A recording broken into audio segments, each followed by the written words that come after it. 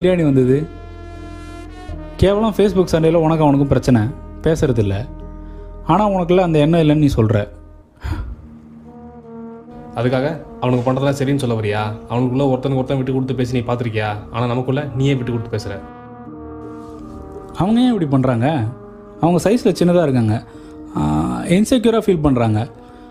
நம்ம ஏன் அவங்கள இன்செக்யூராக ஃபீல் பண்ண வைக்கணும்? நீயே ஒத்துக்கிறல அவங்க சைஸில் சின்னதுன்னு.